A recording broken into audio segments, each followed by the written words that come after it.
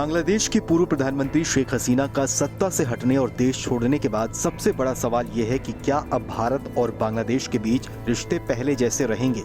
15 साल तक शेख हसीना बांग्लादेश की सत्ता में रही और ऐसे में माना जा रहा था कि हसीना का सत्ता में होना मतलब बांग्लादेश में एक भारत के समर्थन वाली सरकार होने जैसा था।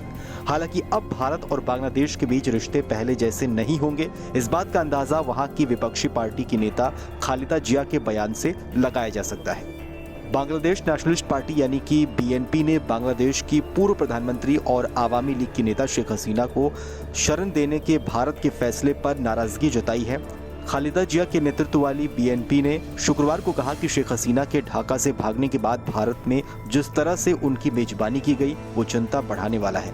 पार्टी ने कहा कि भारत फिर से हसीना की सत्ता में वापसी चाहता है और इसके लिए उनको समर्थन कर रहा है। ये ठीक नहीं है। खालिदा जिया बांग्लादेश की राजनीति में बीते कई दशक से शेख हसीना के मुख्य प्रतिद्वंदी हैं।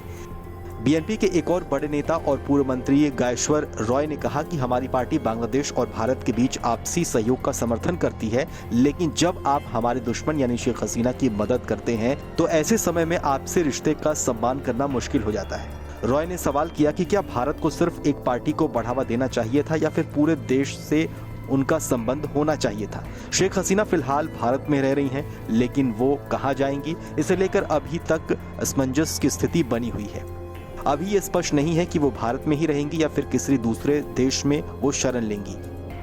इस बीच उनके बेटे साजिब वाजिद ने हाल ही में कहा था कि बांग्लादेश में लोकतंत्र की बहाली होते ही उनकी मां वापस वतन लौट जाएंगी। बांग्लादेश से भागने के बाद शेख हसीना का कोई बयान अभी तक सामने नहीं आया है। हालांकि उनके बेटे साजिब वाजिद लगातार मीडिया से बातचीत कर रहे हैं। उन्होंने अपनी मां की सुरक्षा करने के लिए भारत का धन्यवाद दिया था। इस बीच गुरुवार की शाम को बांग्लादेश के नोबेल शांति पुरस्कार विजेता अर्थशास्त्री मोहम्मद यूनुस ने बांग्लादेश की अंतरिम सरकार के प्रमुख के रूप में शपथ ले ली है। मोहम्मद यूनुस के नेतृत्व वाली अंतरिम सरकार में कुल 16 लोग शामिल किए गए हैं, जिसमें हसीना के विरोधी छात्र नेता नाहिद इस्लाम और आसिफ महमूद भी शामिल हैं।